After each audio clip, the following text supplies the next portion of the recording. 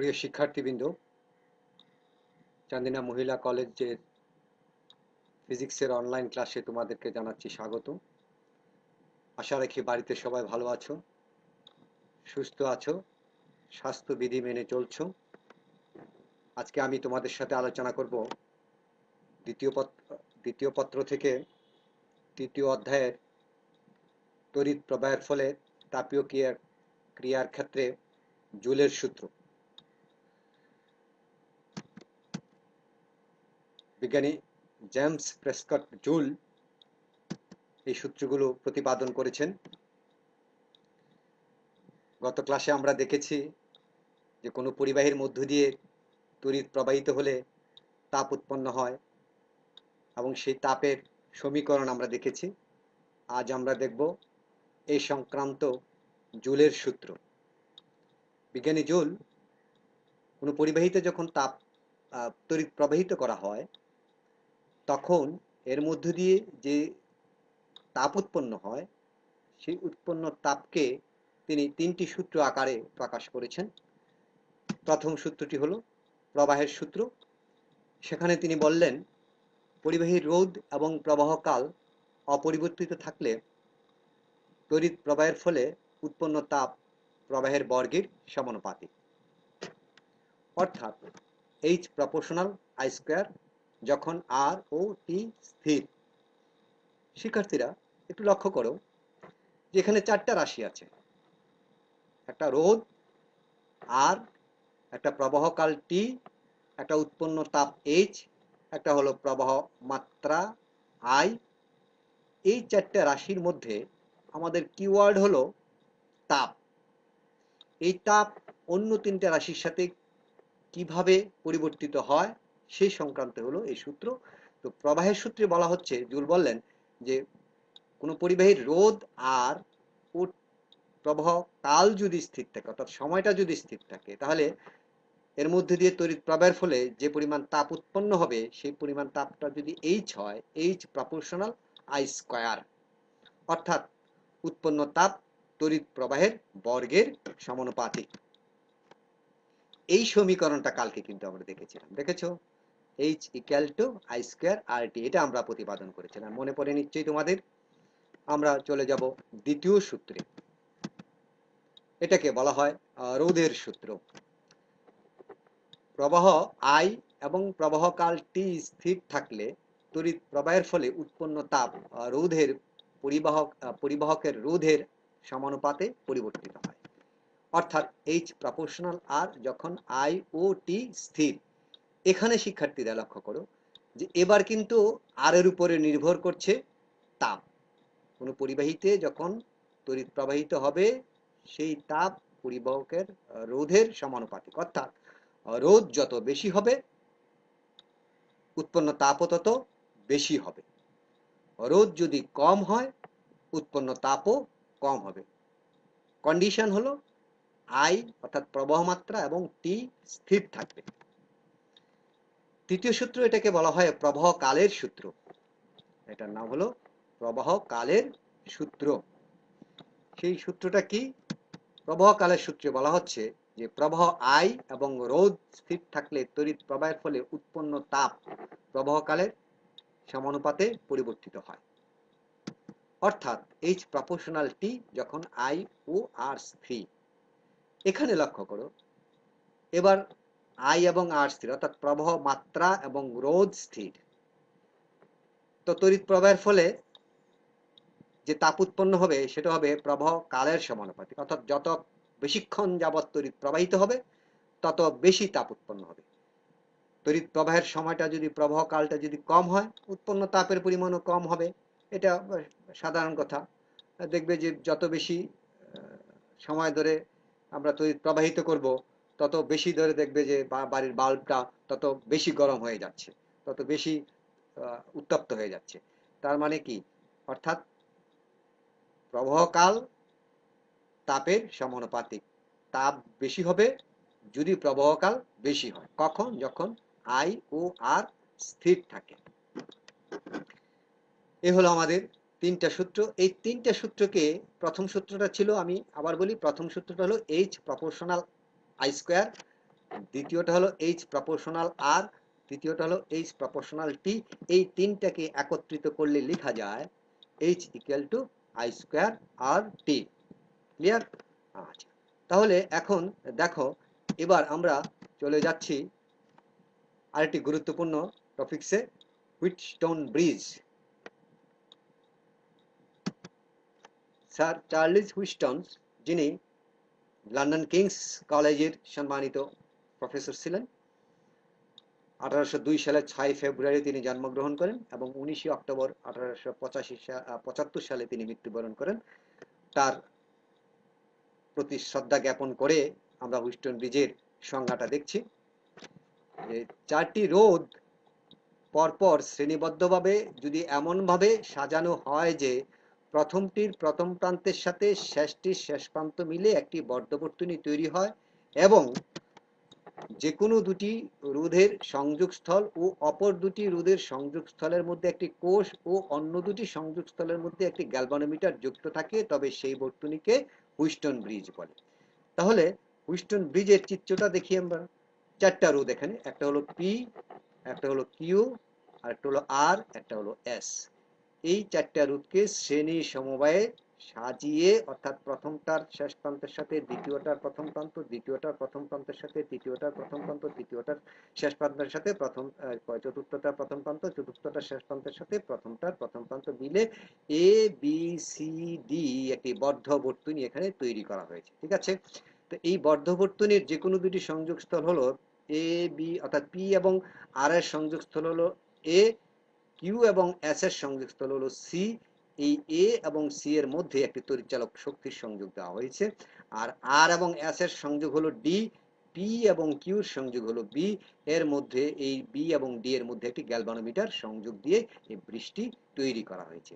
এই বৃষ্টি তৈরি করার উদ্দেশ্য হলো এই হুইটস্টোন কোনো পরিবাহীর রোধ কত হবে কিংবা আপেক্ষিক রোধ কত হবে, এই পরিবাহীর রোধ অথবা আপেক্ষিক রোধ পরিমাপ করার জন্য এই হুইটস্টোন ব্রিজের অবতারণা করেন তিনি। এখন দেখব যে হুইটস্টোন ব্রিজটির ভারসাম্য নীতিটা কি, হুইটস্টোন ব্রিজের ভারসাম্য নীতিটা কি সেটা এখন আমরা দেখব। ভারসাম্য অবস্থার শর্ত, আবার চিত্রটা একটু দেখে নিই আমরা। মনে করি তড়িৎ প্রবাহ শুরু হয়ে গেছে, আই এম্পিয়ার তড়িৎ এ বিন্দুতে এসে এ বি পথে যাবে I1, এডি পথে যাবে I2। I1 কোথায় চলে গেল? বি বিন্দুতে চলে গেল। I2 চলে গেল ডি বিন্দুতে। I1 এ বি বিন্দুতে এসে দেখলো রাস্তা আছে দুটি, একটি হলো বিডি বরাবর গ্যালভানোমিটার ভিতর দিয়ে নিচের দিকে, আরেকটি হলো বিসি বরাবর পাশের দিকে। ঠিক I2 ডি বিন্দুতে পৌঁছে রাস্তা দেখলো দুটি, একটি হলো ডিবি বরাবর উপরের দিকে গ্যালভানোমিটারের ভিতর দিয়ে, আর একটা হলো ডিসি বরাবর পাশে। তো এখন I1 কোন রাস্তা দিয়ে যাবে আর I2 বা কোন রাস্তা দিয়ে যাবে, এটা নির্ভর করে বি বিন্দু এবং ডি বিন্দুর বিভব পার্থক্যের উপরে। মনে করে নেই আমরা এ বিন্দুর বিভব হলো VA, বি বিন্দুর বিভব VB, সি বিন্দুর বিভব VC, ডি বিন্দুর বিভব VD। যদি বি বিন্দুর বিভব বেশি হয় ডি বিন্দু অপেক্ষা, তাহলে এই I1 তড়িৎ প্রবাহে এই বেশিরভাগ অংশ এই গ্যালভানোমিটারের মধ্য দিয়ে যাবে, গিয়ে I2-র সাথে একত্রিত হয়ে S কে অতিক্রান্ত করবে, আর I1 এর কিছু অংশ কিউ এর মধ্যে দিয়ে সি বিন্দুতে এসে একত্রিত হয়ে পুনরায় I-তে রূপান্তরিত হয়ে বর্তনী ঘোরা কমপ্লিট করবে। আর যদি ডি বিন্দুর বিভব বেশি হয়, বি বিন্দুর বিভব কম হয়, তাহলে এই I2 ডিবি বরাবর যাবে, সেখানে গিয়ে I1 এর সাথে একত্রিত হয়ে সি বিন্দু দিয়ে এসে আবার বর্তনী কমপ্লিট করবে।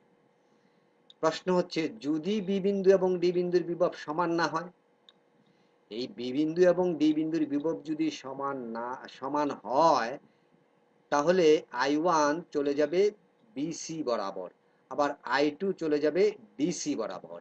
তখন কোনো কারেন্ট গ্যালভানোমিটারের মধ্য দিয়ে যাবে না এবং গ্যালভানোমিটারের কাঁটা বিক্ষেপ দিবে না। এই অবস্থাটাকেই বলা হয় ভারসাম্য অবস্থা। অর্থাৎ যখন গ্যালভানোমিটারের মধ্য দিয়ে কোনো তড়িৎ প্রবাহিত হয় না, তখন বি বিন্দুর বিভব এবং ডি বিন্দুর বিভব, এই দুই বিন্দুর বিভব সমান হয়, এটাকে বলা হয় ভারসাম্য অবস্থা ভারসাম্য অবস্থায় বিডি সমান সমান বিবি। এখন তার ভারসাম্য অবস্থার শর্ত প্রতিপাদন করব। আমরা ওহমের সূত্র পড়ে এসেছিলাম, নিশ্চয়ই তোমাদের মনে আছে, V equal to I R অথবা I equal to V by R. এখানে আই মানে তড়িৎ প্রবাহ, ভি মানে বিভব পার্থক্য, আর হলো রোধ, অর্থাৎ তড়িৎ প্রবাহ সমান সমান বিভব পার্থক্য ডিভাইডেড বাই রোধ। এখন এই পি বিন্দু বা পি রোধ এবং কিউ রোধের মধ্যে দিয়ে যে I1 তড়িৎ প্রবাহিত হচ্ছে, সেই তড়িৎ প্রবাহের ক্ষেত্রে আমরা ওহমের সূত্র প্রয়োগ করে পাই I1 সমান সমান V A minus VB divided by P সমান সমান VB minus VC divided by Q. আর এটাকে যদি আমরা একটু রিঅ্যারেঞ্জ করি তাহলে লিখতে পারি P by Q equal to V A minus VB divided by VB minus VC. This is equation number 1. And in case of R and S, in case of resistance R and S, we can write I2 equal to VA minus VD divided by R, that is equal to VD minus VC divided by S, or R by S equal to VA minus VD divided by VD minus VS. This is equation number 2. Clear? Again, P and Q এর মধ্য দিয়ে I1 তড়িৎ প্রবাহিত হচ্ছে, তার মান হলো VA minus VB divided by VB minus VC, এবং R ও S এর মধ্য দিয়ে I2 তড়িৎ প্রবাহিত হচ্ছে, তার মান হলো R by S equal to VA minus VD divided by VB minus VC। এটা কি ইকুয়েশন নাম্বার 2। ভারসাম্য অবস্থার শর্ত হলো যে বি বিন্দুর বিভব এবং বি বিন্দুর বিভব সমান হবে, অর্থাৎ ভারসাম্য অবস্থায় এই 2 নম্বর সমীকরণে যেখানে বিডি আছে তার পরিবর্তে আমরা লিখে দেব ভিসি। তাহলে দাঁড়াচ্ছে কি যে ভারসাম্য অবস্থায় ভিডি সমান সমান ভিবি, সুতরাং আর বাই এস সমান সমান, অর্থাৎ 2 নম্বর সমীকরণটা আর বাই এস সমান সমান VA minus VB divided by VB minus VC. এখন দেখো 3 এবং 1, এখানে দেখো P by Q equal to VA minus VB divided by VB minus VC, R by S সমান সমান VA minus VB divided by VB minus VC. তাহলে 1 এবং 3 এই দুইটাকে কম্পেয়ার করে আমরা লিখতে পারি কি যে P by Q equal to R by S, এটাকে বলা হয় হুইস্টন ব্রিজের ভারসাম্য নীতি। এই নীতিটা আমরা ওহমের সূত্র প্রয়োগ করে করলাম। পরবর্তীতে আমরা এই হুইস্টন ব্রিজের নীতিটা আবার কারশফের সূত্র প্রয়োগ করেও করা যায়, সেটা পরবর্তীতে আমরা দেখব। আজকে এখন আমি তোমাদেরকে একটি বাড়ির কাজ দিচ্ছি। বর্তনীটি লক্ষ্য করো এবং খাতায় লিখো। এই বর্তনীতে R1, R2, R3, R4 চারটা রোধকে বিভিন্ন সমবায়ে সংযুক্ত করে তার সাথে একটি তড়িৎচালক শক্তি দেওয়া হয়েছে যার মান হলো 10 ভোল্ট। R1 এর মান 20 ওহম, R2 এর মান 30 ওহম, R3 এর মান 50 ওহম, R4 এর মান 20 ওহম। নাও কোশ্চেন ক, আপেক্ষিক রোধ কি আলোচনা করেছি। খ, একটি বাড়ির মেইন মিটারে লেখা আছে 6 এম্পিয়ার 220 ভোল্ট, এর তাৎপর্য কি? নিশ্চয়ই তোমাদের বাড়িতে মিটার আছে, আজকে একটু কষ্ট করে হলো দেখবা, যে দূর থেকে দেখবা যে ওখানে লেখা আছে 6 এম্পিয়ার 220 ভোল্ট। প্রত্যেকের বাড়িতে বিদ্যুৎ আছে, বলা হয়ে থাকে শেখ হাসিনার উদ্যোগ ঘরে ঘরে বিদ্যুৎ পৌঁছে গেছে সবার বাড়িতেই। সে যাই হোক, এখন আমরা গ নাম্বারে দেখি উদ্দীপকের বর্তনীর তুল্য রোধ কত। উদ্দীপকের বর্তনীর তুল্য রোধ কত? এই যে বর্তনীটি এখানে দেওয়া আছে, রোধগুলো বিভিন্ন সমবায়ে আছে, এই বিভিন্ন সমবায়গুলোকে সমন্বয় করে তার তুল্য রোধ কত সেটা আমাদেরকে বের করতে হচ্ছে। উচ্চতর দক্ষতা। ঘ, উদ্দীপকের রোধগুলোকে সমান্তরাল সমবায়ে সাজালে তুল্য রোধের কি পরিবর্তন হবে গাণিতিকভাবে বিশ্লেষণ করো। তাহলে এখন এখানে দেখো যে এই যে R1, R2, R3, R4 এগুলোকে এখন এইভাবে না সাজিয়ে সাজাতে হবে সমান্তরাল সমবায়ে সাজিয়ে, তার মধ্যে ব্যাটারি দিতে হবে, ব্যাটারি দিয়ে কত রোধ হয় সেই রোধ এই অবস্থায় অর্থাৎ উদ্দীপকের অবস্থা রোধের সাথে কি পরিবর্তন হবে সেটা গাণিতিকভাবে বিশ্লেষণ করার জন্য বলা হয়েছে। ঠিক আছে শিক্ষার্থীরা, ভালো থেকো, সুস্থ থেকো, সুন্দর থেকো। সবাইকে ধন্যবাদ। আজকের মতো এখানেই বিদায় নিতে হচ্ছে। সবাই ভালো থেকো।